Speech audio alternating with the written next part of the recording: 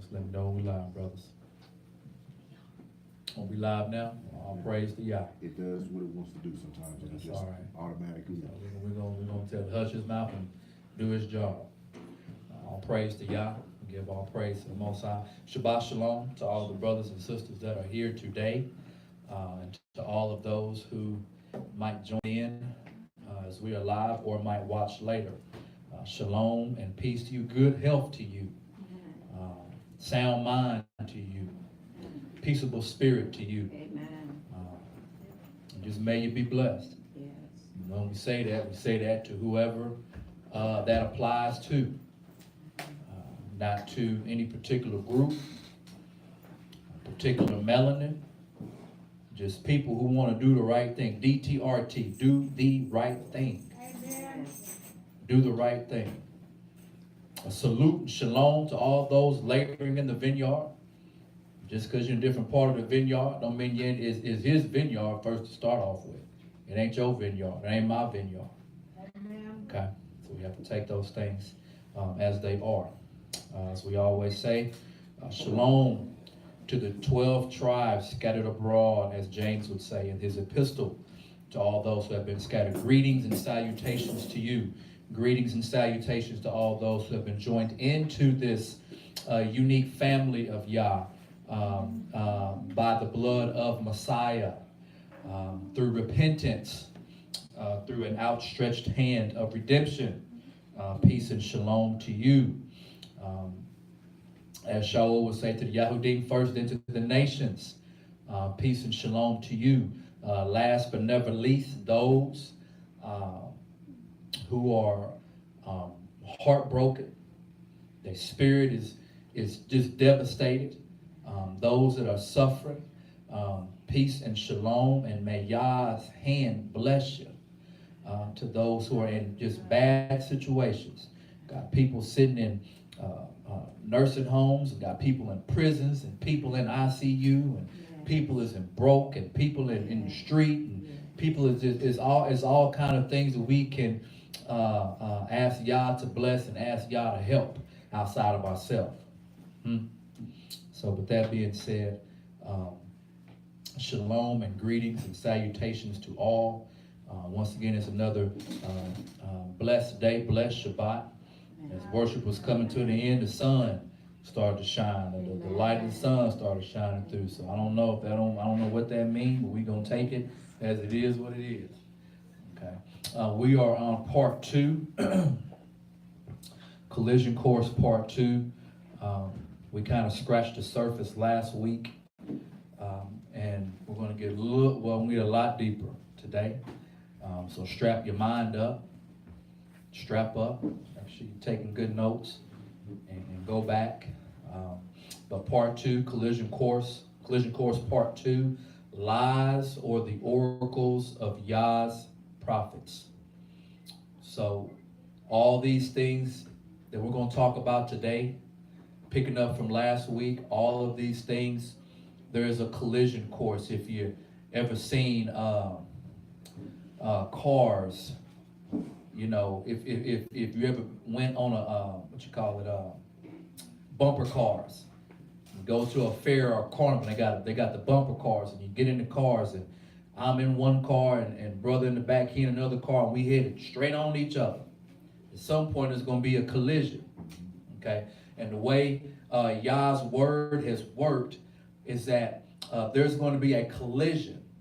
There's going to be a variety of things that Yah has spoken through his prophets, or that the prophets have spoken under the inspiration of Yah, and that all these things are going to come to a head. There's going to be a boom. And there's going to be one of those survival of the fittest. This ain't talking about what time you ran your mile in, how many push-ups you can do, how much weight you can put on your back and lift up and down. This is about being strong and sufficient in the spirit. Having good root, good foundation in the word. This is your survival. So, collision course part 2, lies or the oracles of Yah's prophets. Last week we ended in Goshen. We were talking about Goshen. And Goshen meant, if you remember, and if not, I got it up here for you, drawing nigh. And Goshen is unique because this is where Jacob and the people of Israel, this is where they migrated to. Okay? And Goshen, as we would say, was like in the county, in the country. And it was a perfect land. And Yah had it almost reserved for them. Okay? And we talked about last week how there are certain times or things in your own personal life that you went, you stayed, maybe you dwelt, maybe you laid your hair, whatever the scenario is, but Yah had preserved it for you. And there was a place that you had to go, that had already been claimed before you got there. It was already set up for you before you got there. So we're looking at Goshen, drawing nigh, as a place that was reserved for whatever reason. God's inspiration, but it was already reserved and it was necessary. We look at all the things that happened to Joseph. And we just kind of jump over, the fact that it was a... It's all right, Brother Feet Swift. We have to look... that there was a famine, and that was because of the famine, and they had to go, and it just had to be stashed somewhere. Well, no, the famine and Joseph, those had to happen to get the people there, specifically there in Goshen. Why? So we talked about that. We talked about the boundaries and the borders. That was a promise in Genesis 15, okay, this which now becomes a prophecy. I will do, this will happen, okay? And as we remember in some of these maps here, if we had Goshen in this area, all right? And then we were talking, or the what is some to believe, the border, the river that is talking about in Genesis 15, some would say there. Okay, that's where it is, and that's where a lot of scholars, those people say. And then we just had a couple questions, right? We had a couple of things because we had to remember that, hey, the talebearers tell your story. Okay? People who got a reputation of lying, they now all of a sudden they the ones that's got the truth. But you're known as a liar though. Okay. Just looking at the land of Goshen again, just getting a better idea. And when you look at this map, you see how close Israel or Canaan or Palestine is to this entrance into Egypt. See how close it is. Okay. All right. We get a better look if we understand the Nile Delta. When the Nile, we talked about last week about it being more than one river, and they all come together to make this. Remember, the longest river, okay? And then it breaks off into the delta, and it shoots off, okay? Now this, where you see Python, okay, here, all right, was places that the Israelites built.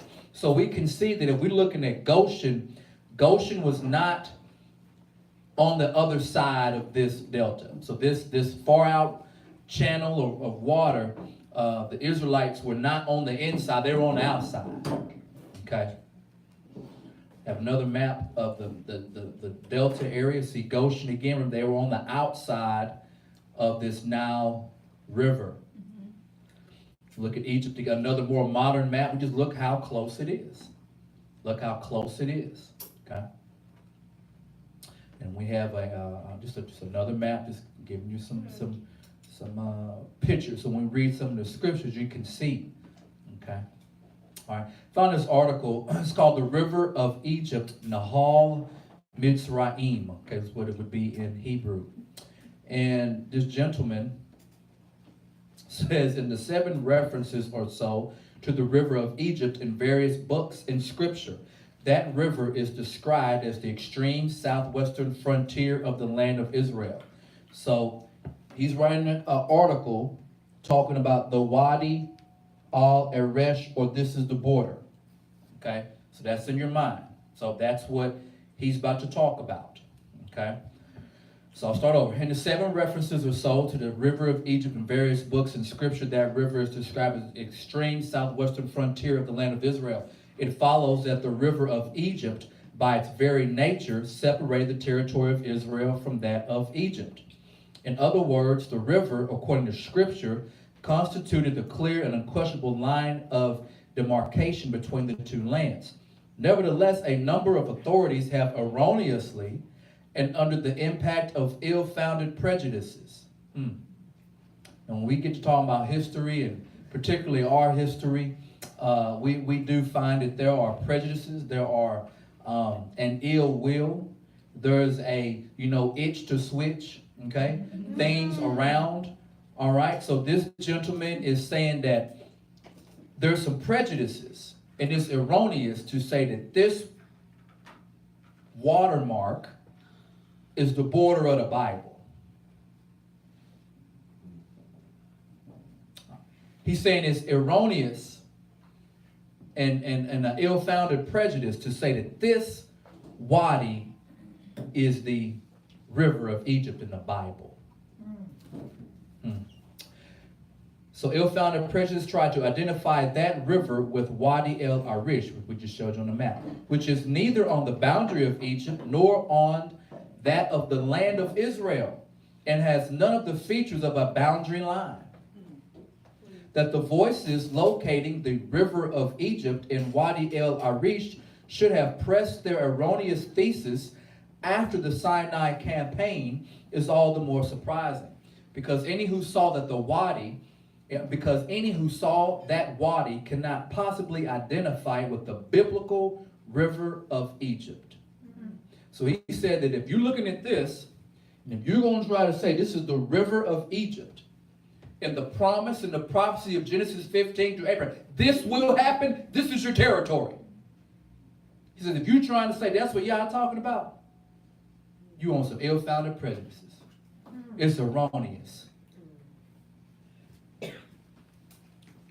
Furthermore, as a rule, error breeds more and greater error.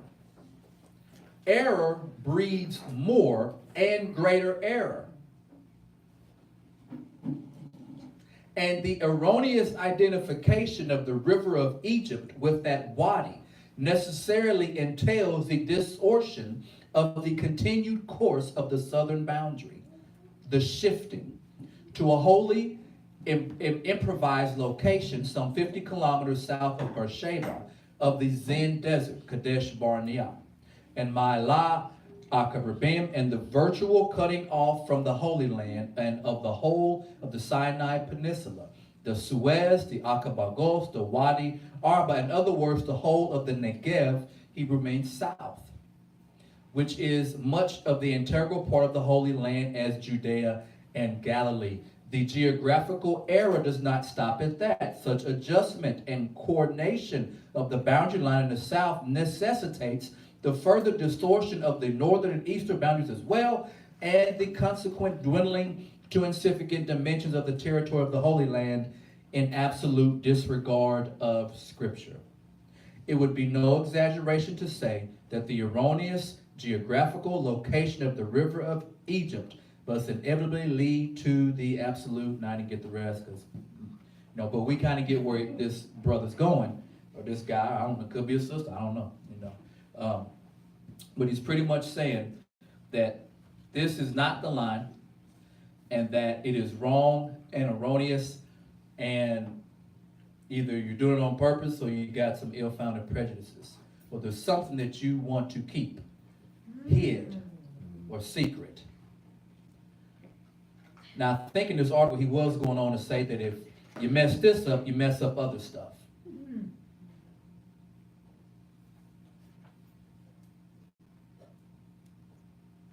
Isaiah 27:12, I got it up here for you. And it shall come to pass in that day that the Lord will beat off his fruit. Okay? So we're talking about the Israelites. Okay? Right? And if you get in like chapters like books of Isaiah and Jeremiah, you find out that the children of Israel are scattered. A lot of them have took off. They gone. They've taken off running, or they got the plans of running. They're going to run into Africa, run to these other places. It shall come to pass in that day that the Lord will beat off his fruit from the... Now, I have, this is from my Hebrew English. I copy and paste, and then in parentheses I have what will be said in the King James. So what I have in parentheses, you might have something different in your text. Okay, will beat off his fruit from the flood or channel of the river unto the brook or stream of Egypt. And ye shall be gathered one by one of ye children of Israel. So we're getting a description of somewhere that has to do with a channel or the flooding of the river, and then a brook or a stream of Egypt. So we have two specific places that have to do with Egypt or the territory of Egypt and water, and specifically, being described. So I have the flood channel of I have that highlighted for you in yellow. Okay, that is Mishbelet. Mishbelet. So or it would just be Shibboleth, or Shibol, I think would be. Shibol is flood, or really channel. Okay, channel of the river, right? So Ha-Nahar, okay? Ha-Nahar in blue. So river is blue there, okay? Channel. So we have the channel, or this form of water, is not the same as the river, okay?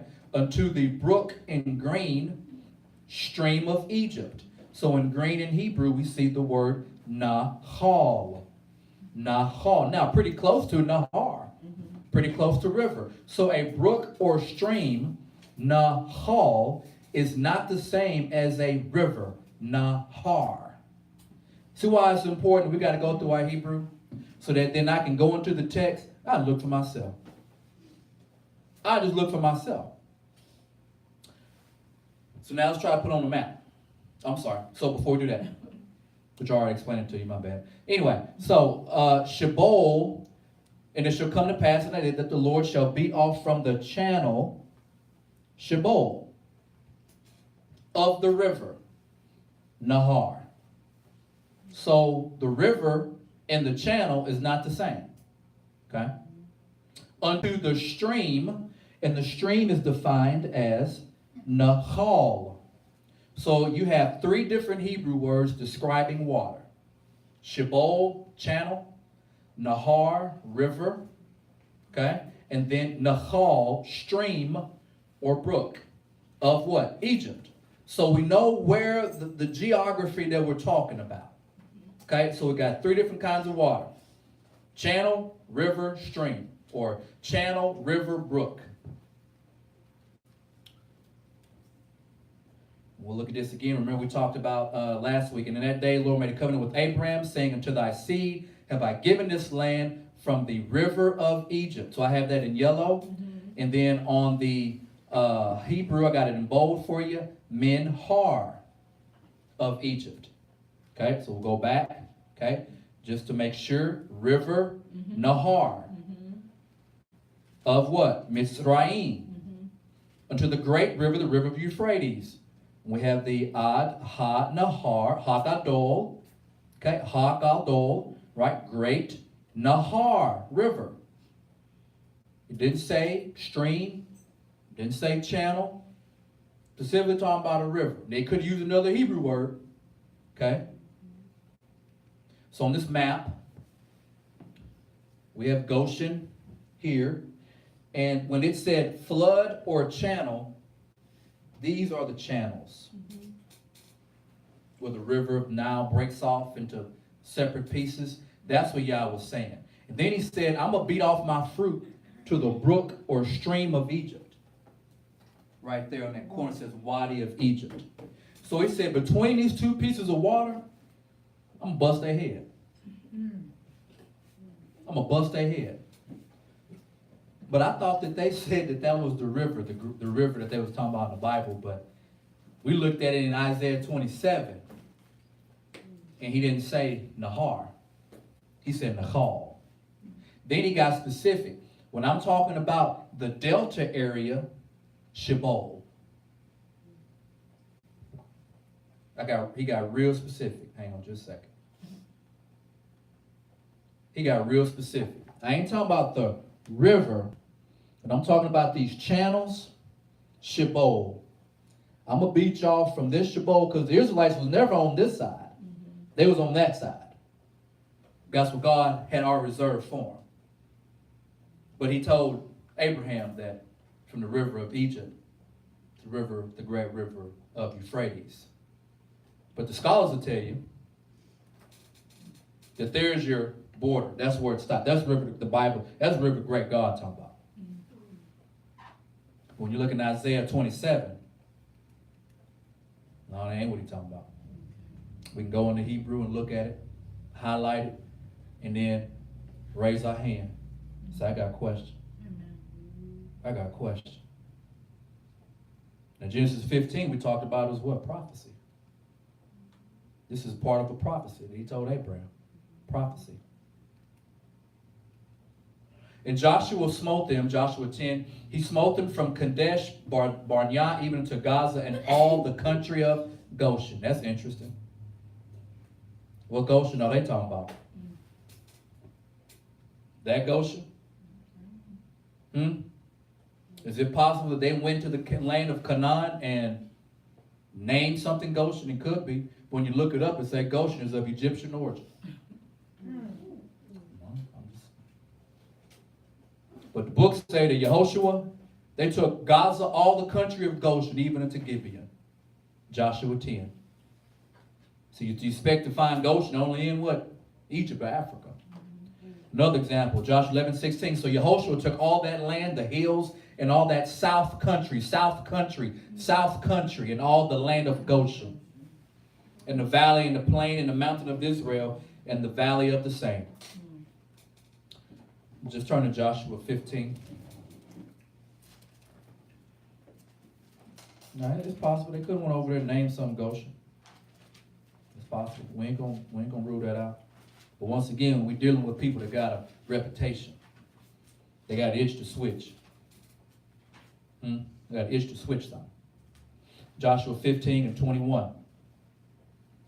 And the uttermost cities of the tribe of the children of Judah toward the coast of Edom southward were Kabzeel, Eder, Jaguar, Kena, Dimona, Adea, Kadesh, Hazor, Ethna, Ziph. We're going to skip some of these cities, okay? I'm going to scroll down. Keep scrolling. Okay, 46. From Ekron even unto the sea, all that lay near Ashdod. Okay, who would have dwelt in Ashdod? Does that sound familiar? What group of people? Ashdod. Who was a rival to the Israelites once they kind of got their kingdom. Well, once they got the kingdom established, starting with Saul. Philistines. Ashdod. So the Philistines. Okay. So when we talked about Gaza, that Joshua smote, the territory of Gaza, who would have been in Gaza? Philistines. Okay. So we're getting a picture. So from Ekron even into the sea, all that lay near Ashdod with their villages. Ashdod, her towns, her villages, Gaza, and her towns and her villages unto the river of Egypt, river of Egypt, river of Egypt, river of Egypt, and the great sea and the border thereof. We'll scroll down, verse 51, and Goshen, and Goshen, and Goshen, and Goshen, and Holon, and Gilo, 11 cities with their villages. Just something to consider. And even if they did lie about the border, we know when Yahshua come back, it's going to be right exactly where it's supposed to be. That's for a fact. He's in the details now. That's for a fact. The way of the Philistines. And it came to pass when Pharaoh had let the people go that God led them not through the way of the land of the Philistines, although that it was near, for God said, lest peradventure the people repent when they see war and they return to Egypt. Like that way. We look on the map here. You see title at the top here. The way of the Philistines. Here's Goshen. They didn't go this way, right? They went that way, right? They went this way. So the way of the land of the Philistines. Interesting. These are territories that Yehoshua had taken. Okay. So Genesis 15, the 400-year clock we talked about. Right? Something's wrong with the time. Got my boy Damian Lillard talking about, man, you know what time it is? And it's like, man, there's something wrong with that clock, though. From what they're teaching me, as opposed to what Yah said. And the borders of inheritance. I don't know, smells fishy to me. Something ain't right. I don't know. And he said unto Abraham, know of a surety that thy seed shall be a stranger in a land that is not theirs. They shall serve them, and they shall afflict them 400 years. Genesis 15 and 13. 400 years is what it says. And this I say, the covenant that was confirmed before God of Christ and the law, which was 430 years after, cannot disannul that it shouldn't make the promise of none effect. Okay? Galatians 3 and 17.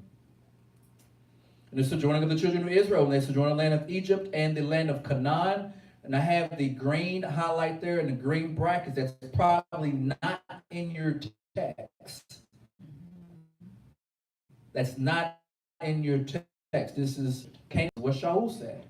And it came to pass after the 430 years that all the forces of the Lord came forth out of the land of Egypt by night. Exodus 12, 40-41, Septuagint. Okay? Does 400 equal 430? So what we've been taught, something's not right. So that means someone's going to have to fix it. That means it hasn't happened yet. What if I told you? Some people ignore the truth because living a lie is more comfortable.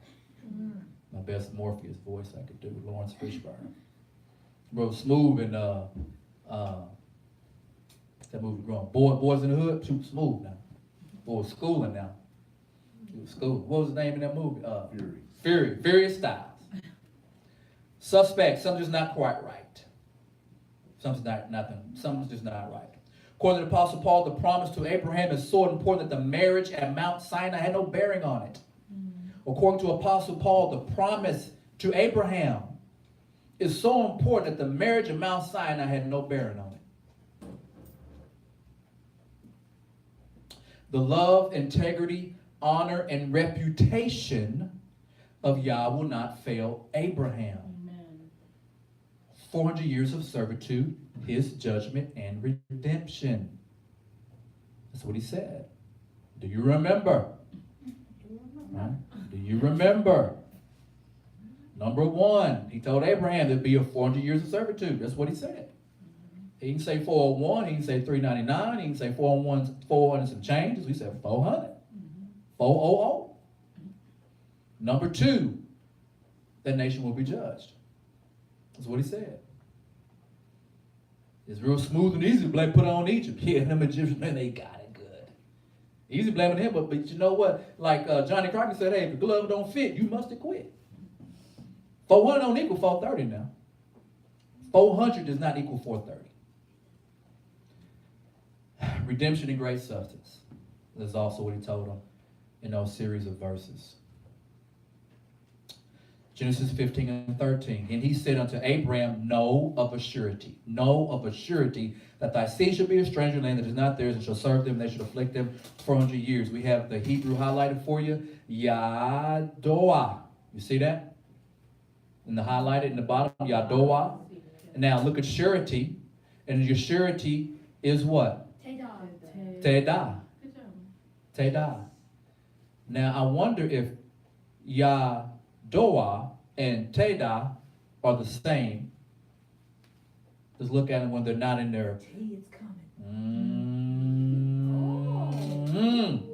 So once again, when you start getting this Hebrew down, you can pull stuff out. You say, you lying to me now.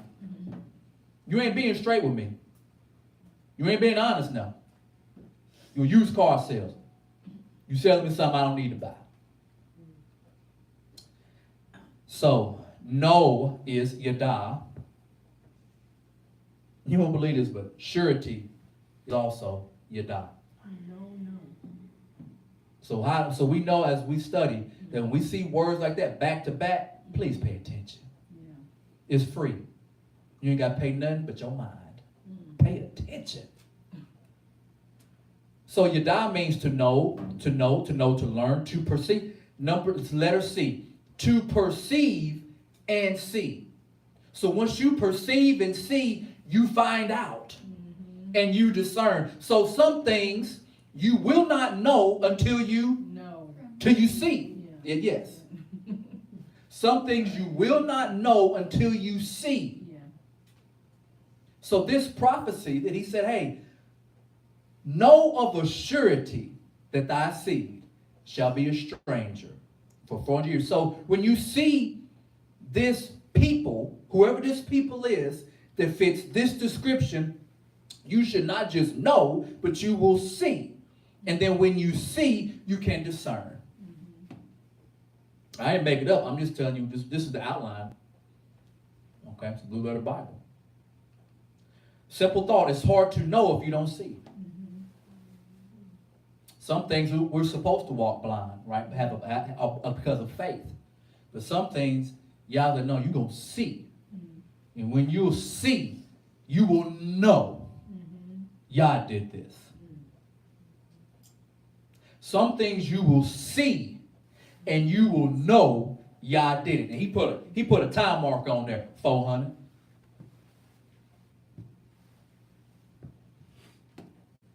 Example time. Boy, home, what up, home? Genesis 3 and Genesis 3:5 and 3:7. For God doth know Yada, that in the day ye eat thereof, then your eyes shall be open, and ye shall be as God, knowing Yada, good and evil. So you won't know good and evil until your eyes are what? Open. So then when you see, you can perceive and you can discern. So one thing about this seed, particular seed of Abraham, you won't know until you see the 400. This is what he told him. You won't know until you see.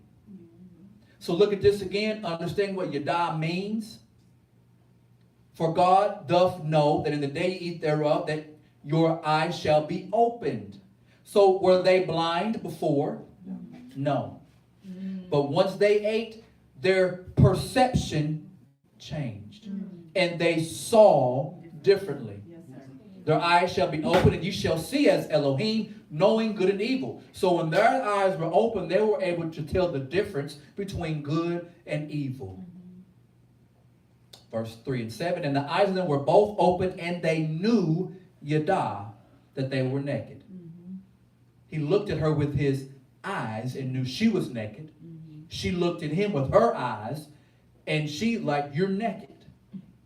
So knowing of a surety that thy seed shall be a stranger, you'll know it when you see it. And I put a sign on there, 400. Not 401, not 399 and some change. 400. So if it's true, I think this current POTUS has put a marker from 1619 to 2019. That's just one avenue of this collision course. See, I'd be a fool to sit up here and try to make it be like that's the only one. I should be ashamed of myself if I did that. Now, some folks will take it as that, but that ain't what it is. We just want to pull that avenue out before we get to these other avenues. Because in our reality, the other avenues, big old lanes. I used to go to school in California. I used to love when we go down the bay, across the Golden Gate Bridge. The thing big. You really, it's huge. Big lanes. That's a bigger road. There's some other roads. But everything gonna collide at a certain point. The words in Genesis 15 are prophecy. Okay. So when we look at the boundaries, the time clock, what we have been taught or what we just generally know is not accurate. I'm not saying somebody, Jeremiah, hand me that water right there. I'm not saying that someone's being evil, or maybe they are being evil. I don't know their heart. Thank you, buddy. I don't know people's heart. All we did was look at the Hebrew, connect some dots, and say, why would the author use this word here and not here? Why would he do it? Okay, worry about what the English say. So there is something about the prophecy within Genesis 15 that does not match what man say. That's why this topic we're talking about lies or Genesis. Give me Romans 3 right quick. Start at 3 and 1. Somebody give me John 6 and 44. Can you give me Hosea 6 starting in 1? Joshua, you give me Isaiah 2 and 1 through 3. I ain't got nothing left. I'll tell you what, you give me Jeremiah 31 and 34. Go ahead, brother. Read. What then is the advantage of the Yehudi? Uh-huh. Or what is the value of circumcision? Much in every way. Much in every way. Because firstly, indeed, that they were entrusted with the words of Elohim. They were entrusted with what? The words of Elohim. That's important, ain't it? Go ahead. For what if some did not believe? Shall their unbelief nullify the trustworthiness of Elohim? Mm-hmm. Let it not be. But let Elohim be true, and every man a liar. Let Elohim be true and what? Every man a liar. So if something that Yah has said does, and men say something, and it ain't on the same page, what do we learn today? If it's not Ya'ad in agreement, then you know what? Don't go down that street. Don't you take your mind and your heart and you attach that to your way of life. If it don't fit, you got to get up out of there. So what? Read that 3 and 2 again, brother. Much in every Much way. in every way. Because firstly, indeed, that they were entrusted with the words of Elohim. So the words of Elohim very important. And compared to the lies of man, get up out of there. Go ahead. John 6 and 44. Uh-huh. John 6 and 44. No one can come to me. No one. No one, unless the Father who sent me Uh-huh. draws him. And I will raise him up at the last day. Going to 45 now. 45 says, it is written It in is the written prophet. in the who? Prophet. In the. Prophet. Didn't his brother back here just say that much in every way that the words of Elohim was very important? Go ahead, finish. And they shall all be taught by God. Therefore, everyone who has heard and learned from the Father comes to me. So he called them the prophets. Who got Isaiah? Go ahead. Which one? No. Which one? Hosea 6:1. Go ahead. Let me get that. Isaiah what? Isaiah 2, 1 through 3. You go ahead. Let me get that. Hosea 6, 1. Hosea 6:1. Come and let us return to the Lord, for he has torn and he will heal us. That's right. He has smitten us. He has smitten and he will bind us up. Go into verse 2. After 2 days will he revive us. In the third day he will raise us up. In the third day. Third day, and we shall live in his sight. In the third day he will do what? Rise us up. And then she just read John 6 and 44 and 45. That was written in the prophets. Yeah. And then he just read it in Romans. See how we can go back from the New Testament, Old Testament. Then he just read it in Romans once again. Now read that 3 and 2 one more time. Much in every way. Much in every way. Because firstly, indeed, Uh-huh. they were entrusted with the words of Elohim. Go ahead and read the next verse. For if some did not believe, Uh-huh. shall their unbelief nullify the trustworthiness of Elohim. One more verse. Let it not be, Let it not be. but let Elohim be true, Let Elohim be true. and every man a liar. And every man a liar. as Go it has ahead. been written. Go ahead, give me Isaiah. The word that Isaiah, the son of Amos. Amos, saw considering Judah and Jerusalem. Now it shall come to pass in the later days that the mountain of the Lord house shall be established on the top of the mountains and shall be exalted above the hills, and all nations shall follow to it. All who? All nations. Keep going. Many people shall come and say, come and let us go Hallelujah. up to the mountain of the Lord. Said many people shall say, come and let us go. And this is written in the Latter times. but it's written in the prophets. Brother Aaron just read Romans 3. She just read what Yahshua said in John 6, 44 and 45. Go ahead, keep on reading. To the house of God of Jacob, he will teach us his ways. He will do what? Teach us his ways. Amen. She just read Hosea 6. Is that not in the prophets? That he will lift us up on He the gonna heal us and he gonna raise us up on the third day. So that means what's important about that third day? Time. And we shall live where? In his sight. Hallelujah. So just because man say something and it's a lie, ain't got nothing on the words of Elohim. So when the clock strike a certain time, it's time. So when that 3 days is up, that 3 days is up. When that 400 100 is up. That 400 is up. Time. Don't matter what man say. Jeremiah 31:34. Go ahead.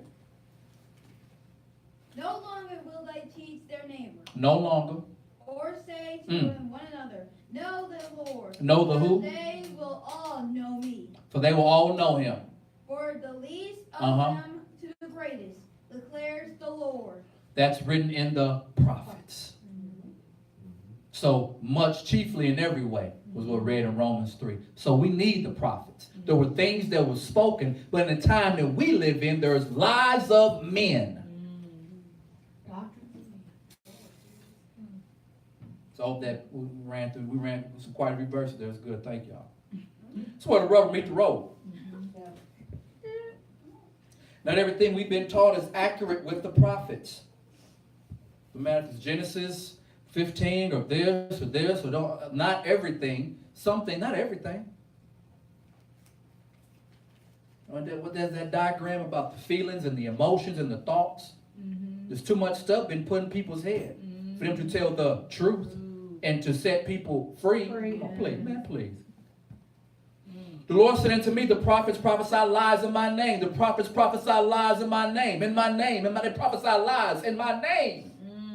I sent them not, neither have I commanded them, neither spake unto them. They prophesy unto a false vision and divination, a thing of naught and deceit in their heart.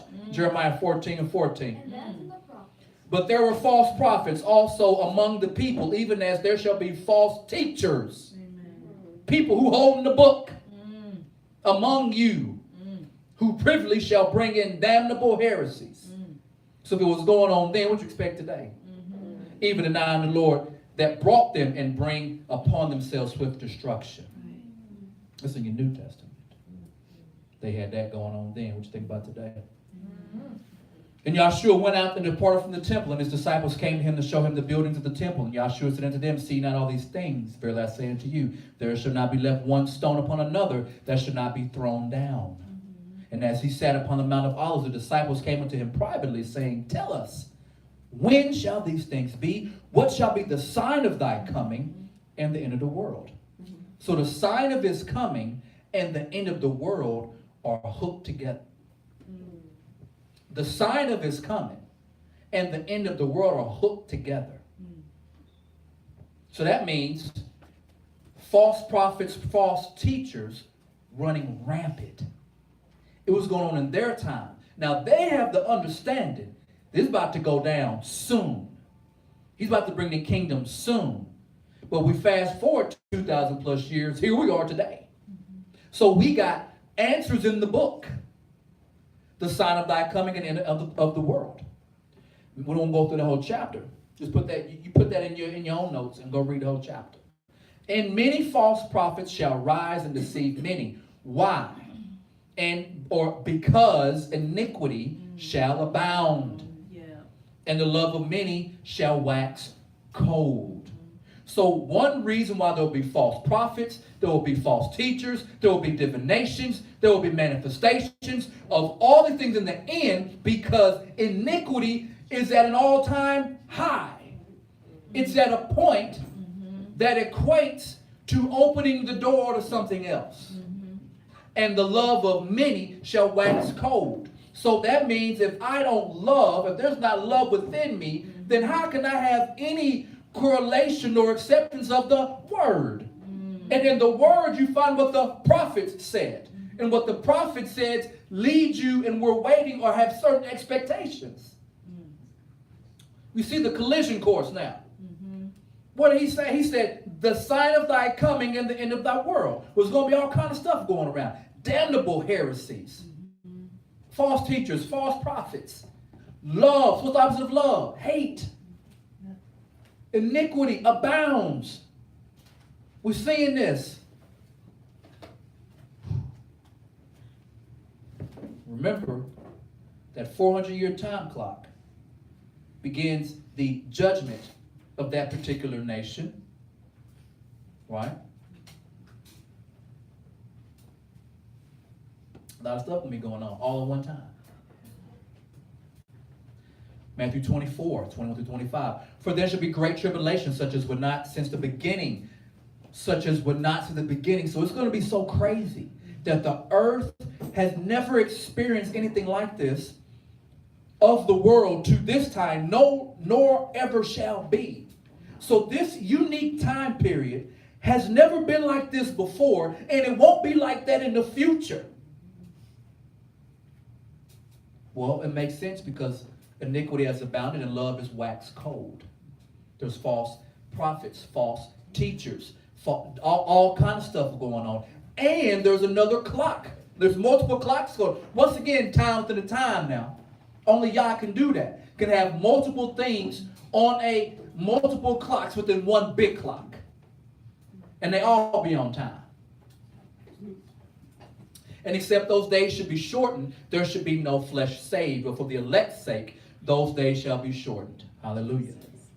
Then if any man shall say unto you, Lo, here is Christ, or there, believe it not, for there shall arise false Christ, or false what? Anointed ones. False anointed ones. And false prophets, and shall show great signs and wonders. And since there's no love in the earth, and iniquity has abounded, that's easier to believe. You know how most Christians, most believers, Christians, Sabbatarians, Israelites, Messianics, what am I leaving now? Advent. Catholic. Well, yeah, just the whole. They like to follow the crowd. And the majority of the crowd is going to be following the great signs and wonders.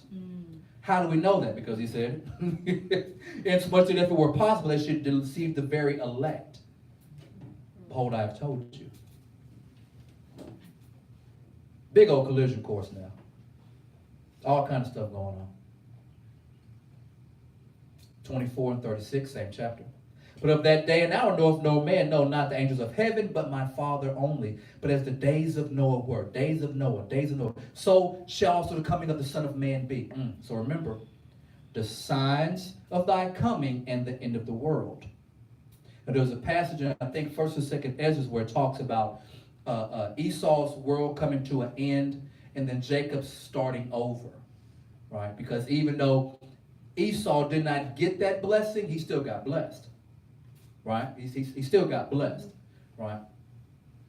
So the days of Noah were, so shall also the coming of the Son of Man be. For in the days that they were eating before the flood, they were eating and drinking, marrying and giving into marriage. The day that Noah entered the ark and knew not till the flood came and took them all away, he says, so shall also be the coming of the Son of Man be.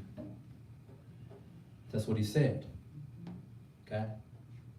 So we have to understand the days of Noah. We talked about this during the feast. Once again, collision course. A lot of stuff can be going on. It's going to be easy to get, So, I have highlighted here in Matthew 24 and 38, from the days before the flood, they were eating. Now, eating is trogo in Greek, and it's only 6 times in your scriptures. Now, we have Matthew 24 and 49 on the other side. Eating is estio. That's 66 times in your New Testament. So one word of eating is only used 6 times. And the other word for eating is used 66 times. So the one to your far, if you're facing it, your far right means to eat, consume, eat a meal. An example, why do your disciples not wash before eating? Right? We ate earlier. Estio. But in Matthew 24 and 38, he said they were eating and drinking, marrying. That eating used 6 times, and it's gnaw, crunch. Chew raw veggies or fruit. Chew raw animals, or how animals would chew and gnaw on each other. Okay. Got an example down here. Only used 6 times now.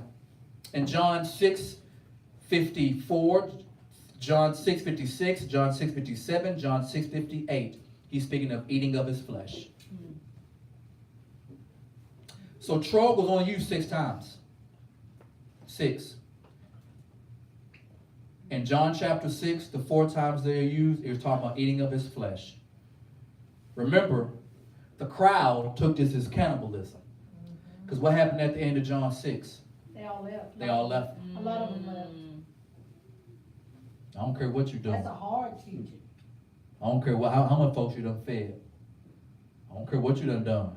I don't care what you're saying. I'm out. I gotta eat you. I gotta trogo you. I gotta gnaw and crunch. But this in Matthew 24 is used to describe the days of Noah. He said, what is the sign of thy coming and the sign of the end of the world? He said, like the days of Noah. So then he tells us in Matthew, in the days of Noah, they were trogoing. They were gnawing and crunching. And he used that same word to describe, you got to eat my flesh.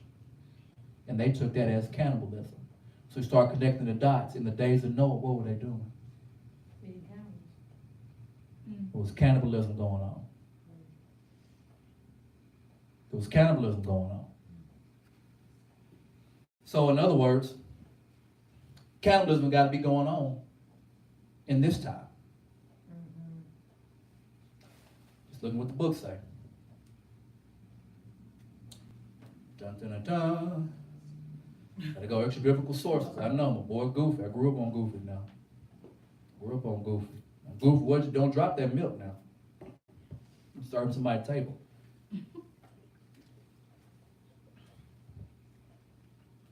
Brother, give me Enoch 7, please, 12 through 15.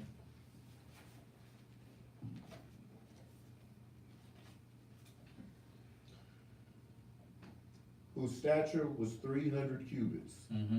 These devoured. I'm sorry, started like, is that 12 or 11? Oh, I'm sorry. Did you say, you said 7:12, right? Yeah, that's 7 and 12. Yeah, so go ahead, start, go up a verse. And the women conceiving brought forth giants. Mm-hmm. And they bore to them 3 races first. Mm-hmm. The great giants, Mhm. the giants brought forth the Nephilim, Mhm. and the Nephilim brought forth the Eliud. Mm-hmm. And they existed, increasing in power according to their greatness. So they increased in power. This offspring in the days of Noah increased in power. Go ahead. Whose stature was each 300 cubits. Mm-hmm. These devoured all the labor of men. They devour what? All the labor of men. So now you got to feed me. You got to feed me. And they devoured all the what? Labor of men. Go ahead. Until it became impossible to feed them. When they turned themselves against men. They turned themselves against who? Men. So they couldn't feed them no more. Man, look, I ain't got enough sheep and cows, bro. I ain't got enough. And they turned on who? Men. Go ahead, keep reading. In order to devour them. And began to injure birds, beasts, reptiles, and fish, to eat one another's flesh, and to drink their blood. And to drink their what? Blood. Didn't Yahshua say that in the days of Noah they were eating and drinking? They were eating and drinking, eating and Okay. drinking, eating and drinking. Wow. In your Torah, don't it tell you not to drink the, because it's life. Okay. We starting to see the picture now? So, whenever the end and the return of Mashiach, okay, let me back. It was so bad, Yah had to intervene. He had to intervene. It's going to be so bad that the Son of Man, he got to do what his daddy did. I got to intervene. I'm going to put a stop to it this time, though. Now, you other humanoids out there, you go the way you want to, all the false teachings, all the false prophets, all the divinations, they serving something else. You go there you want to. You be on that side of the street you want to. I'm going to cut you. I'm going to cut you off now.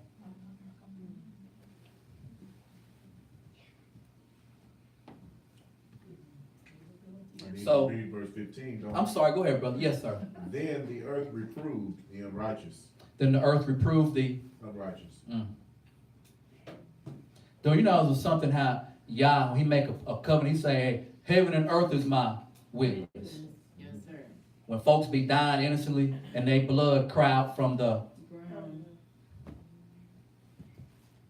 So apparently, you know, let some folks say it ain't no such thing as big people and giants and Enoch and all that stuff. And we ain't trying to sit here and promote it. Every time we use Enoch, I always put extra biblical source because it's not in our canon.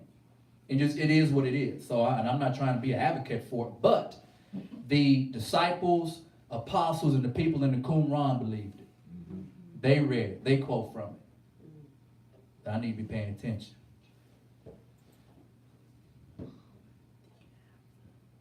This was one, I couldn't help it. I put it up. I mean, that's not in my pocket.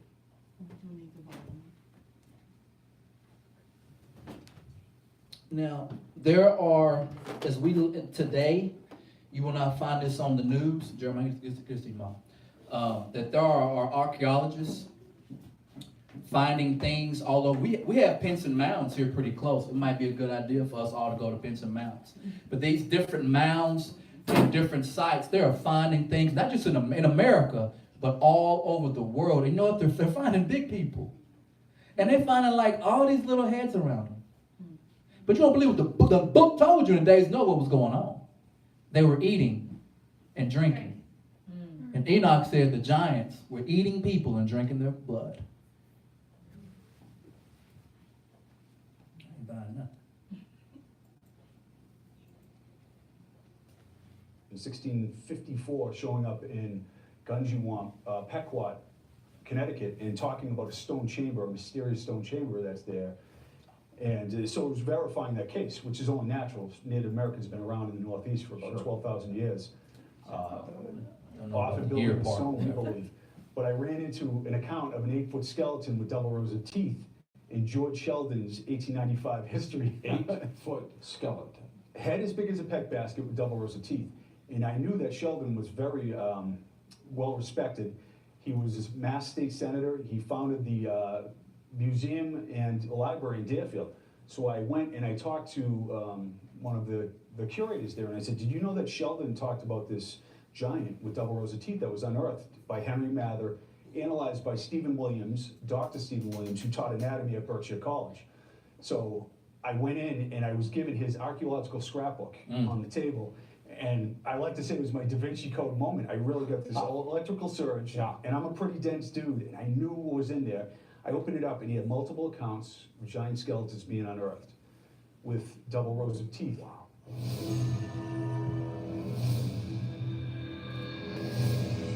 You will not find that on Fox or CNN. So on the mounds and different places, the Native Americans in their oral traditions, they fought the giants. Some of them said they were fighting them and made them go into caves. But you know, they're still more wild, savage people. Here's another guy that does archaeology. Let's hear what he got to say.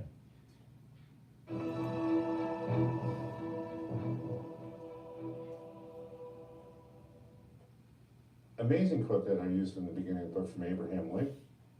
Abraham Lincoln. Y'all know who Abraham Lincoln is, don't you? And he was making a speech at Niagara Falls in 1848. And he said, the eyes of that extinct species of giant, whose bones fill the mounds of America, gazed on Niagara as ours do now. Hear that? So it shows you just how widespread the knowledge of the giants was in the 19th century.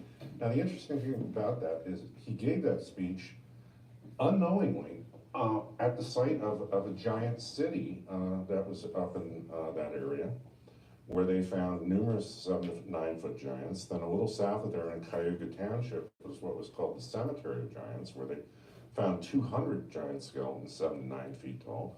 A little farther down the state, they found 150 7 to 9 footers. Pennsylvania, more, and all the way out to Catalina Island. And Catalina Island is in the 1920s this happened. International News front page Sunday supplement feature articles. 3,781 skeletons dug up by the Catalina Museum. Dr. Ralph Glidden headed the digs. 7 to 9 feet tall, 9'2" king, and a megalithic era stone edge temple. Yes. And within 10 years, not only was all of those exhibits shut down, but all references to this stuff were scrubbed totally.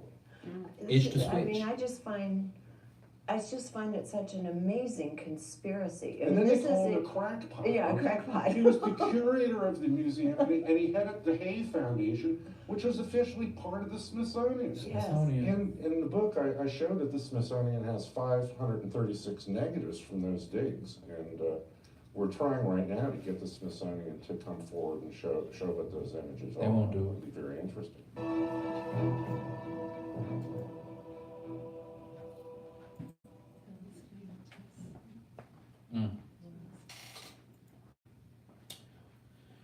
So, wow. That should blow your head off. And they were just talking about in America. All over the world. But it's like right now. Like right now, the time that it's coming out. And it's like just, like they can't keep it quiet. You hear what he said? He said that, man, they've been hushing stuff up and closing stuff and locking stuff. But somebody don't want that, they want that to be known. And if that's known, then that means this book is A1 now. The book is A1. Well, for everything's written aforetime is written for your, it's the comfort and the patience of the scripture that you might have. Oh. So the coming great deception.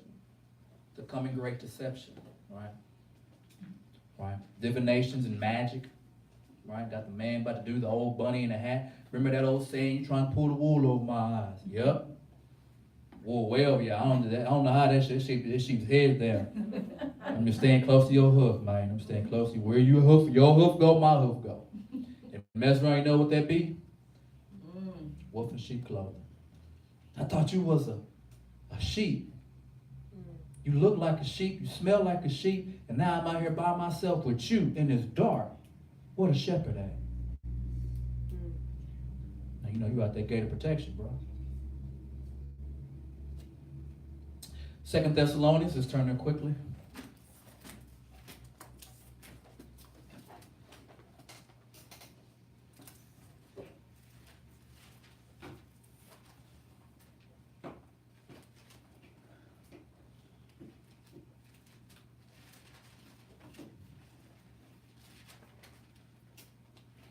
We'll be in the second chapter. 2 Thessalonians 2. Now we beseech you, brethren, by the coming of our Lord Yahshua HaMashiach, by our gathering together unto him, that ye should not be soon shaken in mind or troubled neither by spirit. See, stuff like that, real stuff, true stuff like that, that'll have you troubled in your mind and in your spirit. I mean, you mean to tell me that you have found 9-foot, 10-foot bodies of people with 2 rows of teeth? Why you need 2 rows of teeth? Now, my little teeth right here, they sharp right here. Now, wives, you say it's sexy, but I know they're sharp like that so I can eat their meat. To eat their meat. But 2 rows of teeth. And Yahshua said, days of Noah, man, they were eating and drinking. Remember, they even only used 6 times. To neither be troubled neither by spirit, nor by word, nor by letter, as from us, that at the day of Christ is at hand. Let no man deceive you by any means, for that day shall not come, except there be a falling away first, and the man of sin be revealed, the son of perdition. The falling away. You know, so now we have to look at, well, what is the great falling away? Is it just a certain sect or a certain religious thing or a certain group of people that say, I don't want to walk this way no more? Is it deeper than that? Way more deeper than that. It's not just, people who got the truth and don't want to be in the truth no more. That's not the great falling away. Verse 4, who oppose and exalt himself above all that is called God or that is worshipped, so that he is God, sitteth in the temple of God, showing himself that he is God. Remember ye not that when I was yet with you, I told you these things, and now ye know that withholdeth, that he might be revealed in his time, at his time. So everything's based on a time, whether it's 400, whether it's 3 days, whether it's the revealing of ancient art, or even I tried to hide some 150 years ago, but now it's out in the open. And I can't stop people from looking at these videos and clicking on these. I can't stop it. It's out there now. So things will be at this time. For the mystery of iniquity doth already work. Only who now will let until he be taken out of the way. And then shall the wicked be revealed, whom the Lord shall consume with the spirit of his mouth, and shall destroy the brightness of his coming. Even him whose coming is after the working of Satan with all power and signs and lying wonders. What kind of wonders? Lying wonders. And with all deceivableness of unrighteousness in them that perish, because they receive not the love of the truth, that they might be saved. think it was taught this morning about the reason and conscience, so that you can have good judgment. Amen. But we are bound to give thanks always to God for you, brethren, beloved of the Lord, because God hath from the beginning chosen you to salvation through sanctification, through what? Of the Spirit and belief of the truth. Well, I heard that the word was truth. Amen. And then I heard that the word, right, the prophets. Whereunto he called you by our gospel to the obtaining of the glory of our Lord Yahshua Mashiach. Therefore, brethren, stand fast and hold the traditions that we have been taught, whether by word or our epistle. Okay?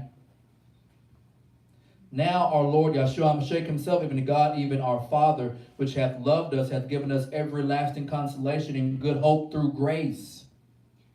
Comfort your hearts and establish you in every good word and work. The exhortation that the brethren need, that we need, especially when you find you've been lied to. And that the things that the Bible talk about that is recorded for us to learn and to be prepared with, there's big gaps and lies. You just got to fill them in. 2 Corinthians 4, 1 through 5. Therefore, seeing we have this ministry, as we have received mercy, we faint not, but have renounced the hidden things of dishonesty. The hidden things of dishonesty.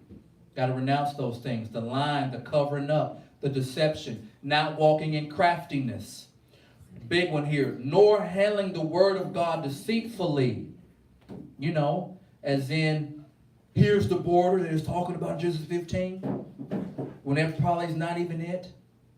Nor handling the word of God deceitfully, but being honest and truthful with the word. But by manifestation of the truth, commending ourselves to every man's conscience in the sight of Elohim. But if our gospel be hid, it is hid to them that are lost, in whom the God of this world hath blinded the minds of them which believe not, lest the light of the glorious gospel of Christ, who is the image of Elohim, should shine unto them. For we preach not ourselves, but Christ Yahshua, the Lord, and ourselves your servants for Yahshua's sake.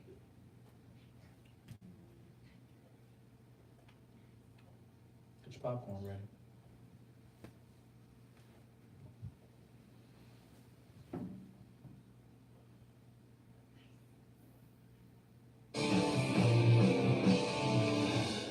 Well, for decades, only crackpots and crazy people believed in UFOs. That's what I thought anyway.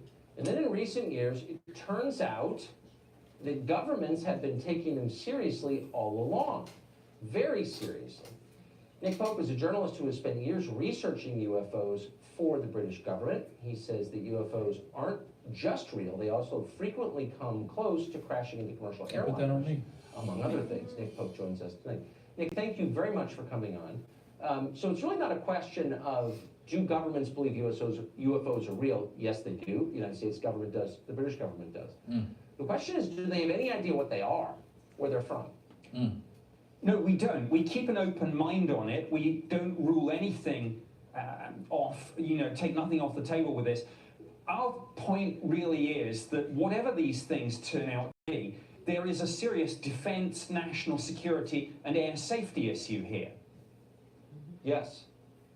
Well, so that's kind of the nub of it, and that's where my interest comes from. So why aren't governments encouraging the population to, as they say about terrorism, if you see something, say something, report sightings to the government so we can make sense of this potential threat? Well, they should be, and that's what we certainly did at the Ministry of Defense for many years. We took it very seriously. Our own pilots were seeing these things.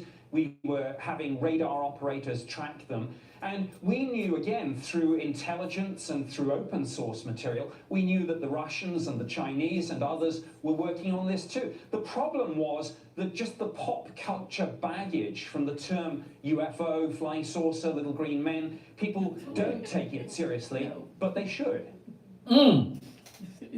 So we've ruled out, I think, that these are aircraft, experimental aircraft, or technically advanced aircraft from other countries.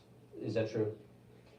Well, no, we keep an open mind, as I say, and some of these things probably are. Russian or Chinese, whoever it is, but that's the point. We must find out if there's something in our airspace we need to know. For years, governments said they didn't do this. They did. I did it for the British government. I can only talk about this now because my old employers are gradually declassifying and releasing information about my old job. We now know, of course, the Pentagon had a program too. I think it will take congressional hearings to get to the bottom of all this, not just in the United States, but all around the world. And I'd like to see those congressional hearings.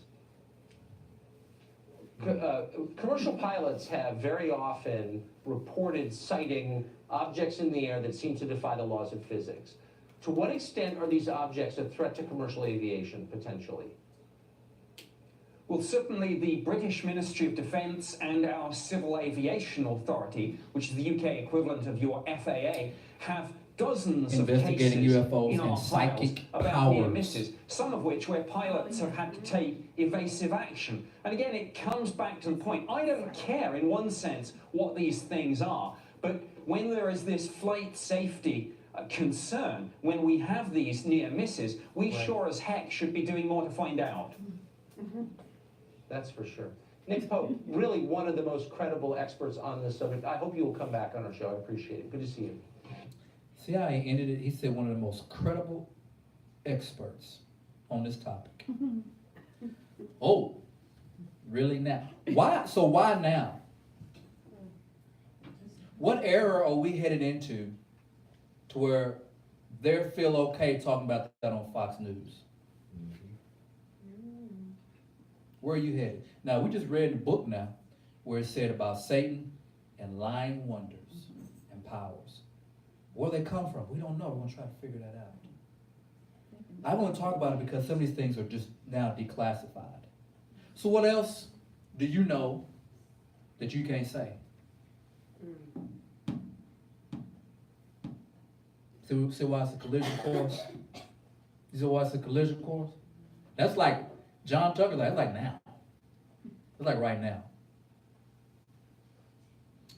2 Thessalonians 2:9. We already read the whole chapter, but even him whose coming is after the working of Satan with all power and all signs and lying wonders. And I think y'all heard them in the interview that this is going on globally. Globally. Brother, let me get Enoch 10. And can somebody give me Jude 6? And whoever gives me Jude 6, go ahead and give me Jude 14 and through 15. Brother, give me Enoch 10, 6 through 9. Again, Yahuwah said to Raphael, bind Azazel hand and foot, cast him in darkness, and open the desert, which is in Dudale. Cast him in there. Throw upon him hurled and pointed stones, covered him with darkness. Covered him with what? Darkness. There shall he remain forever. Cover his face, that he may not see the light. And in the great day of judgment, let him be cast into the fire. In the what day? In the great day of judgment. Restore the earth which the angels have corrupted, and announce life to it, that it may revive it. Now, understand, remember, days of Noah. Go ahead. And the angels who did not keep their proper domain. Who did not do what? Keep their proper domain, but left their own abode. They left where? Their own abode. He has reserved in everlasting chains under darkness. He reserved what? He has reserved in everlasting chains under darkness for the judgment of the great day. 14. Y'all hear that? So we know where Jude got it from. He got it from the book of Enoch, his forefather.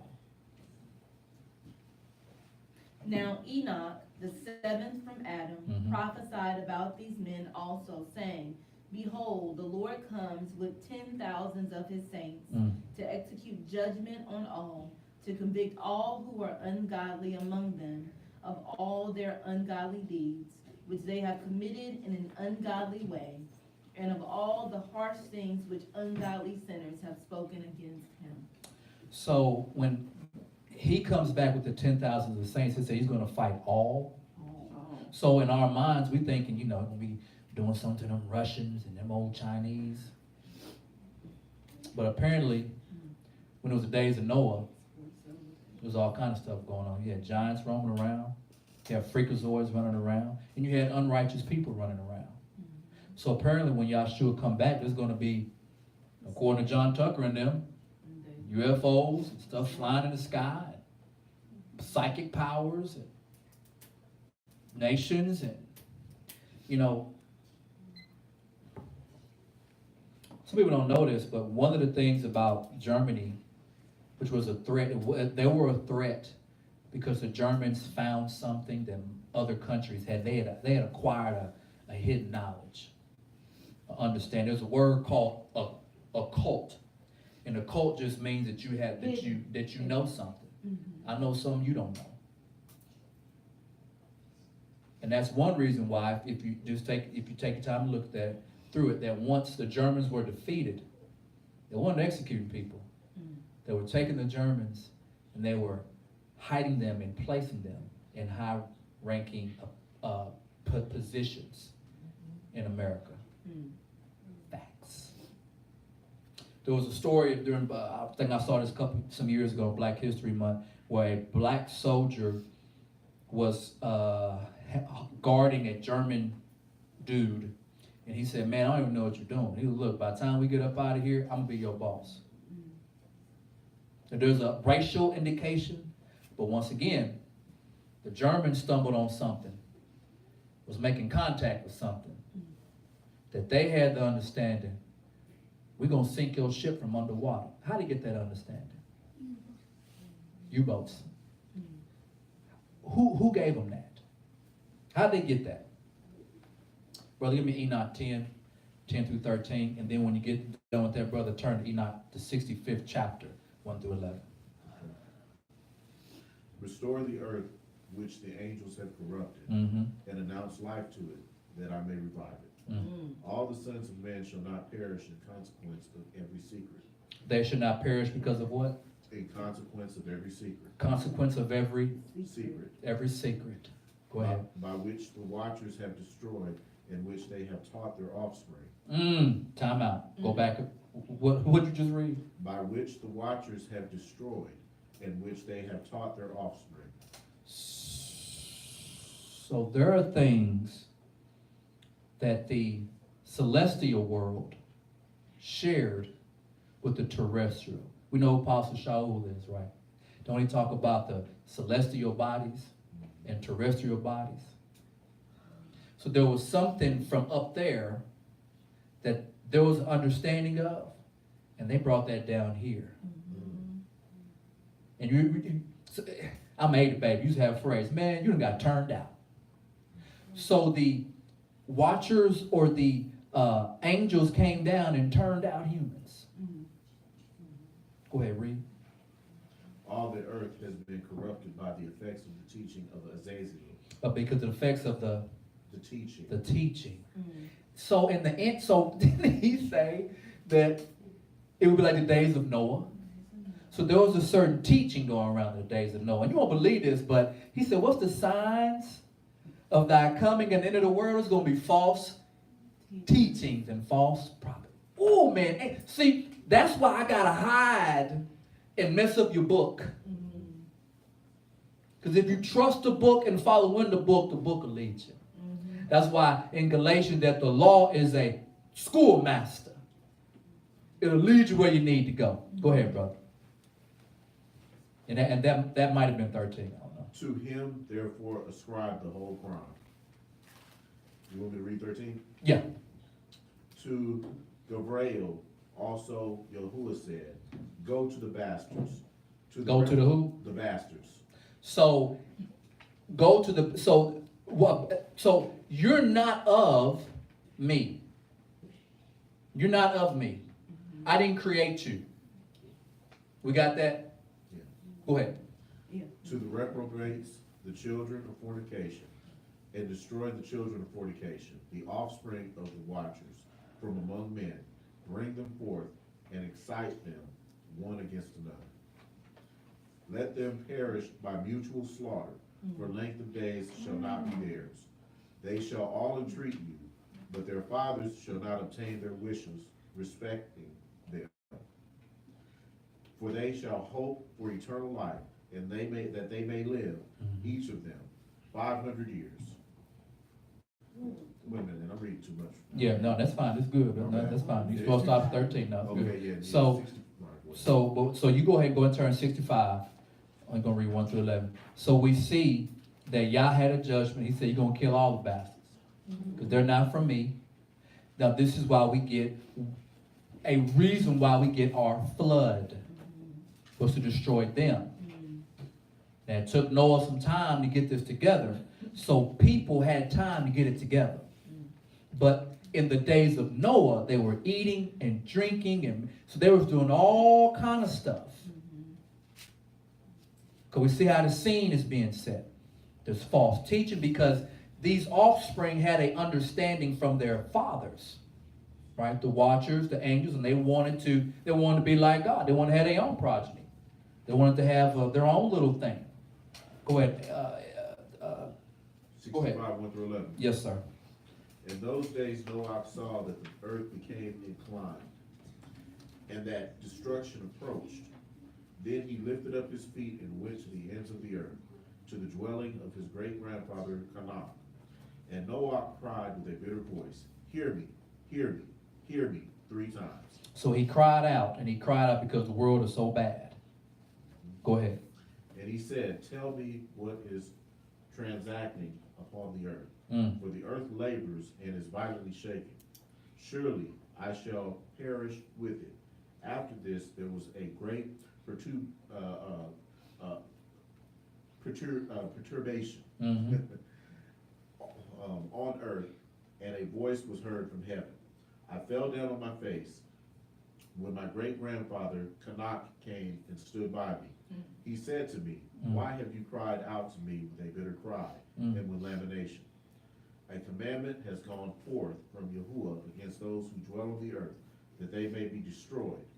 For they know every secret of the angels. They know every what? Secret of the angels. And the angels, their habitation was where? What did Kelly read in Jude? That the angels left their abode. They left their abode, and they were not in their natural habitation, but they was here.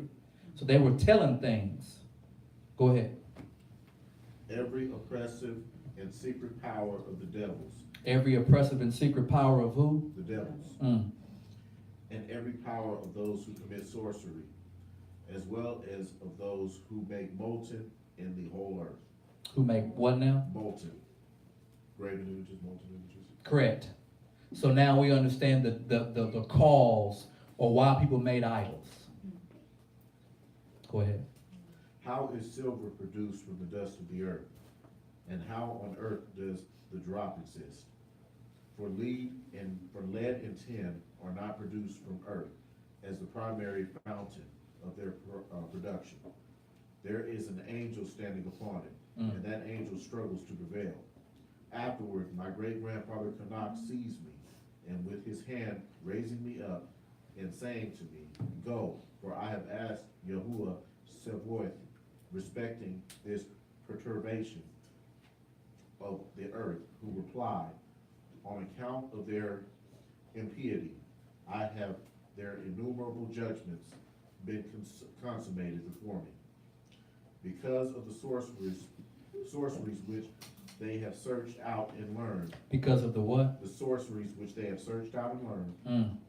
The earth and those who dwell upon it will be destroyed, and that to these there will be no refuge forever. They have discovered secrets. They've discovered what? Secrets. Those who have been judged, but not you, my son.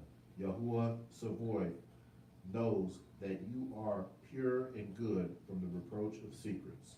From the reproach of? Secrets. He, the Holy One, will establish your name in the midst of the Kodeshim, and will guard you from those who dwell upon the earth. He will establish your seed in righteousness, for kings and for great glory. And from your seed shall spring forth righteousness and holy men without number forever. So this is probably before Noah gets his understanding of what he's supposed to do. Is that why Enoch walked with God? Because he says, I'll die in that. And he found him righteous, so he took him before he did it. So the theme of why I wanted to go through those verses is that they kept talking about the secrets. No, that's good. The secrets from up there down here, and how they take the secrets down here and run amok.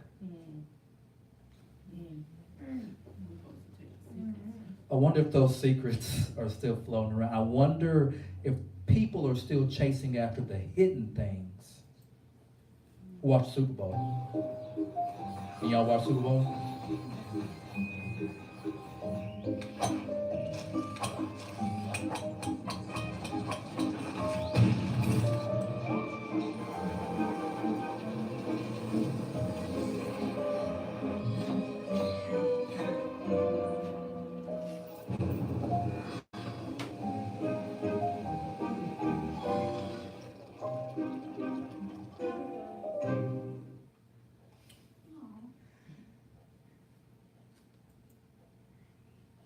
So, the issue with Yah was that the people pursued the secret things to be wicked. I wonder if our kings and leaders and people in high positions still pursue secret things. And I wonder if they know things they don't want to tell you. But I'll spoon feed you. And while you running outside, or while you at the gym on the punching bag, there might be a thing in there with you doing what you're doing. Remember a couple years ago we talked about Sophia, was the first artificial intelligence to get citizenship in Saudi Arabia. That's kind of old news now. I wonder if this is a part of the secret things, of trying to create things, make things. And is it possible that in our day, they've taken it farther or have replicated what was going on in Noah's day? Because they're just eating and drinking, marrying, getting married. Saw the android look like, man, I want something to drink too. 2 Timothy.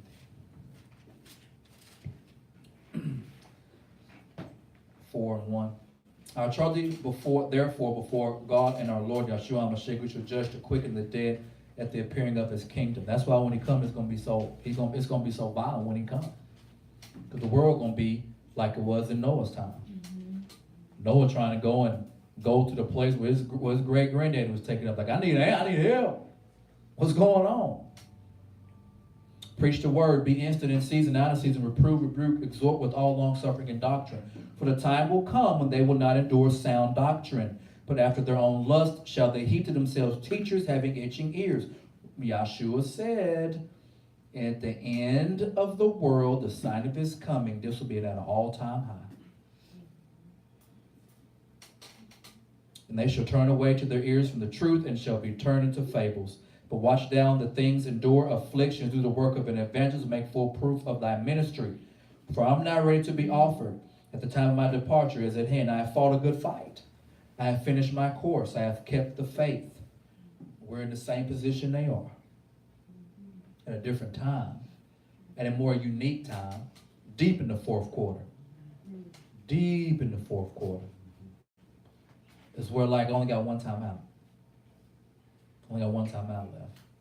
3 minutes. Some of my so-called best players, they in foul trouble. Some of us in foul trouble. Because we still battling ourselves. We still got issues and things holding us back. And it's hard for coach to put you in the game. Because you might go in there and fumble something up. Your mind is not right. I only got one time out. It's almost end of the game. And I need you. You're a good player now. I need you. Remember, it was said very, very early in the book that you had been chosen, sanctification of the truth through the word. But sometimes, Jeremy, you turn the ball over, bro. Sometimes, Jeremy, on defense, you don't get over the screen. Sometimes you don't talk to your teammate and say, switch.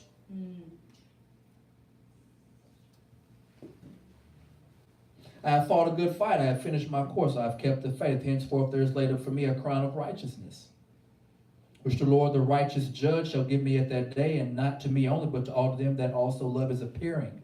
Because people are going to be so enamored with the revelation of John Tucker's interview. If you don't think that they already got a plan to unveil to you the UFOs and who they are and where they come from, they're superior to you, and how you should accept them and accept the robots that want to play golf and accept Rosie and them and R2B2. There's other life out there. You don't think they're ready for that? There's going to be a lot of people. Do thy diligence to come shortly unto me. For Demas has forsaken me, having loved this present world, and is departed unto Thessalonica. Crescens to Galatia, Titus unto Dalmatia. Only Luke is with me. Take Mark and bring him with thee, for he is profitable for me in the ministry. Tychus have I sent unto Ephesus, the cloak that I left at Troas with Carpus. When thou comest, bring with thee in the books, but especially I wonder what books he wants you to bring. Bring them scriptures. Bring them scriptures. Alexander the coppersmith did me much evil. The Lord reward him according to his works. Of whom be thou aware also, for he hath greatly misstood our words. At my first answer no man stood with me, but all men forsook me. I pray God that it may not be laid to their charge. Not withholding, the Lord stood with me and strengthened me, that the preaching might be fully known, that all the Gentiles might hear, and I was delivered out of the mouth of a lion. Mark 4. We're just going to get to the crux of it. But when you put in your notes Mark 4, I want you to read all the chapter. But when we look at this stuff, and huge bodies being found, thousands and thousands of bodies over like years, former U.S. presidents talking about this is like it ain't no thing but chicken wing. And you know what Yahshua said? We're going to look at Mark 4. 22, he said, for there's nothing hid which shall not be manifested. Neither was anything kept secret, but that it shall come abroad.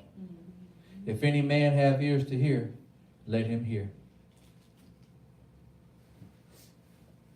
Ain't nothing gonna be kept here. They ain't gonna be able to keep nothing hid. So if you think the 400 year with the seed of Abraham and the judgment to come, and then the, UFOs, and yeah, we know, and yeah, we're going to tell y'all at some point, and all these different things are just happening at the same time for no reason. Are you conscious? Collision course, baby. Patience, mercy, and love of Yah. Look at some in 1 Peter quickly. 1 Peter 3 and 20. Someone told me to go ahead and have this pasted up here. I should have.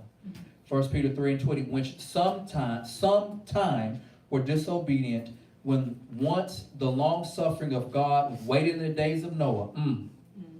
So Yah was still merciful in the days of Noah. He was waiting for people to get themselves together.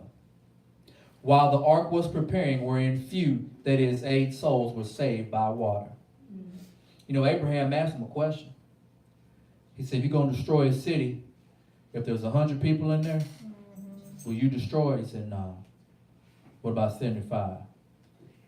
No. What about 50? 25? 10? 8? Yeah, I will. I will save it. I will not destroy it. So there was 8 in the whole world. 8 in the whole world.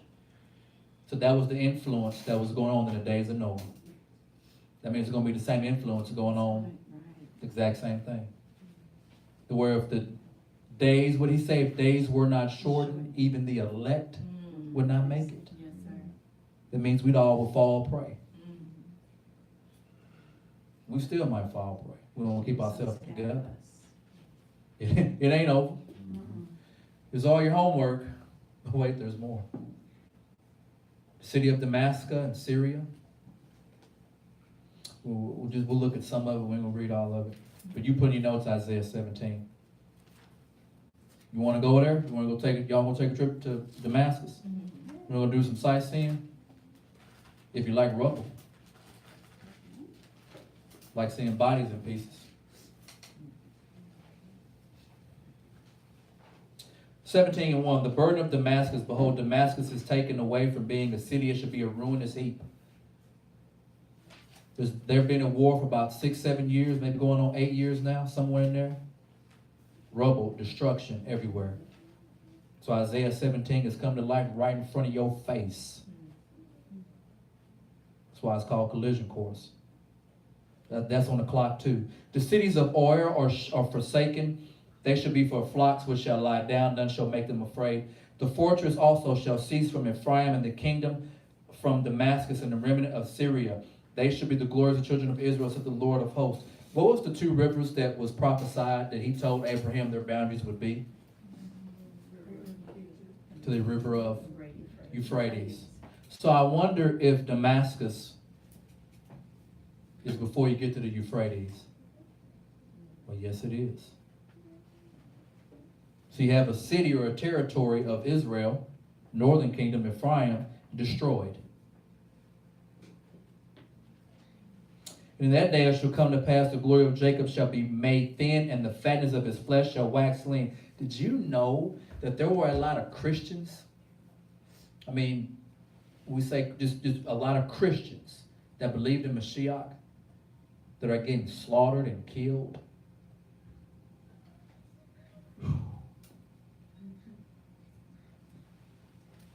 Wonder how many people had the Israelite blood in them.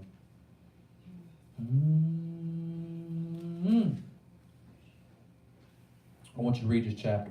But look at verse 10 where it gets very interesting. In that day, in verse 9, but in that day the strong cities be as a forsaken bow and an uppermost branch, which they left because of the children of Israel, and there shall be desolation. Because thou hast forgotten the God of thy salvation, and hast been mindful of the rock of thy strength. Therefore thou shalt plant pleasant plants, and shall sit up with strange slips. In that day thou wilt make thy plant to grow. In the morning shalt thou make thy seed to flourish, but the harvest shall be a heap in the day of grief and desperate sorrow. Woe to the multitude of many people which make a noise like the noise of the sea, and the rushing of nations that make a rushing like a water of mighty waters. The nations shall rush like the rushing of many waters, but God shall rebuke them. How many nations are involved over there in Syria? Is it just one, or is it a bunch of them? So look, I done told you now, Isaiah 17 is coming live in your face. Did he say woe unto them nations? The many of people in 12, he said woe to them, right? I wonder if America's one of them nations.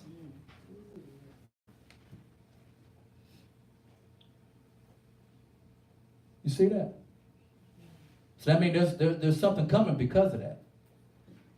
But no, I was trying to help. I was trying to help. Look, y'all know everything. If you funneling money and guns, whatever you doing, y'all know. Whatever you doing. So we have the 400-year clock. We have Isaiah 17. Remember, after the 400-year clock, he's going to start judging. In Isaiah 17, woe to the many nations.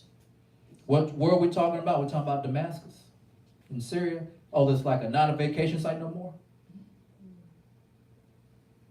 It's still going on now.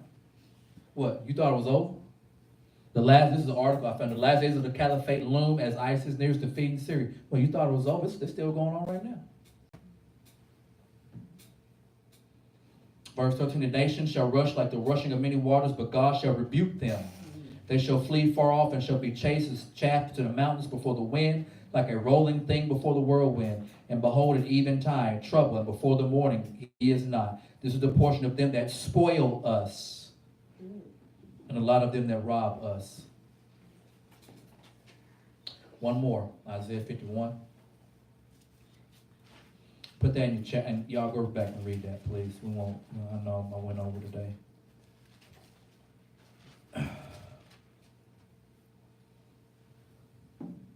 We talked about this before. I want to re-emphasize Isaiah 51:1. Hearken to me, ye that follow after righteousness. Right? We have to continue on this chase. That ye seek the Lord, look unto the rock whence ye were hewn. So earlier in Isaiah, he said, hey, you forgot the rock. So apparently do not forget the rock. Okay, it was in Isaiah 17. He said, y'all forgot the rock. That you seek the Lord, look unto the rock whence you are hewn, to the hole, the pit where you are digged, look unto Abraham your father, and unto Sarah that bare you, for I called him alone and blessed him and increased him. Okay, so if you fit that description, you have to listen to him. Let's scroll over to verse 7. He said, hearken unto me, ye that know righteousness, the people in whose heart is my Torah. Fear ye not the reproach of men, neither be afraid of their revilings. Okay, so we have to keep the law on our heart. All right, verse 13. Well, 12. I, even I, am he that comforteth you. Who art thou, that thou shouldst be afraid of man that shall die, and the Son of Man which shall be made as grass? And forgettest the Lord thy Maker, that has stretched forth the heavens and laid the foundation of the earth, and has feared continually every day because of the fury of the oppressor, as if he were ready to destroy. Where is the fury of the oppressor? The captive exile hasten, that he may be loose, and that he should not die in the pit, nor that his bread should fail. But I am the Lord thy God, that divided the sea, whose waves roar, the Lord of hosts is his name. I have put my words in thy mouth, and have covered thee in the shadow of mine hand, that I may plant the heavens and lay the foundation of the earth, and say to Zion, thou art my people. It's getting very physical. Now it says, awake, awake, stand up, Jerusalem, which has drunk at the hand of the Lord the cup of his fury. Okay? Thou hast drunken the dregs of the cup of trembling, and wrung them out. There is none to guide her among all the sons whom she hath brought forth, neither is there any that have taken her by the hand of all the sons that have brought her up. Okay, so Yah said, the people of Jerusalem, you've drunk this cup. I've made you drunk. I've chased you. I've pursued you. I've done this to you. Verse 20, thy sons have fainted and lie at the head of the streets, and a wild bull in a net. They are full of fury of the Lord, the rebuke of thy God. Okay. Verse 22, thus said the Lord the God that pleadeth this the cause of his people. Behold, I have taken out of thy hand the cup of trembling, even the dregs of the cup of my fury. Thou shalt drink it no more again. I wonder if that goes along with the 400-year scenario that he told Abraham about his seed. And he will not break any promise or lie. Verse 23. But I will put into the hand of them that afflict thee, which have said to thy soul, bow down that we may go over, that thou hast laid thy body as the ground, and as the street to them that went over. So there are going to be all kind of like different clocks, different things going on, and judgment is going to begin. But the people of Yah, you can't be found being wicked. That's what it all boiled down to. Like, he's going to do what he got to do. He's going to shake the heaven and the earth. He said, I'm going to take the cup out of your hand and put it in somebody else's hand. He told Abraham, after 400 years is up, I'm going to start judging. So all of these different scenarios, whether we talk about the revelation or the manifestation of this iniquity, this evil, and they say, hey, yes, UFOs, yeah, we've been knowing about that. Or all these huge people with rows of teeth and, 6 fingers and 6 toes like Goliath in the Bible, but, don't tell nobody. They're no giants. The angels, none of that stuff happened. Don't believe that. Don't believe that. The 400 years and the judgment, and then Isaiah, I'm going to take this cup out the hand, and then those that have ran over to Syria and aided in the destruction of Damascus, I'm going to get you. And all these points just come into one. And he's like, man, who's going to be saved? And the righteous. Those that got his law written on their heart. Those who's going to go through the hard times and not falter, but hang in there. What did he say? I fought a good fight. I ran my course. The big picture. So ain't got nothing about no Israel, about no all the black Israelites. You don't see that in there, do you? The big picture, the fall of man in the garden. That's why you had to have certain sections in 1 Corinthians or 2 Corinthians about Yahshua being the the Son of Man that is spiritual or heavenly, and the other man, Adam, being earthly.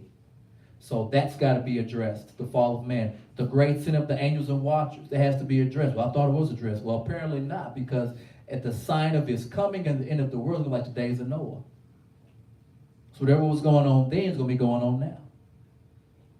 And then we have the Tower of Babel, part 2. I didn't get any pictures of it, but remember we talked about the European Union? Kind of built and trying to mimic the Tower of Babel, and out in the front of the European Union is a woman, is a statue of a woman riding a wild beast. And in Revelation, we have a description of the whore, the woman riding a wild beast. In the Tower, in the European Union, you have all these different national flags represented. So there's big fish to fry. So when we think about our little hiccups and little bitty weights of sin and things that hold us back in our backpack, it's really nothing compared to this big stuff. Because that's the big stuff. Because remember, we read in the New Testament, he coming with a kingdom. Enoch said he coming with 10,000 fiery saints. They ain't coming to shake your hand. So let me show you how to make them bean pies, brother. They ain't coming to do that. They're not that's not the agenda. The agenda is to come back and fight. Well, fight who? Fight what? Finish what? Judge who? Why are you supposed to judge angels? What angels? Apparently some of them are still incarcerated. Collision course. There was an early rain. Salvation, or Joshua/Yehoshua, led the people into the promised land. There's going to be a latter rain.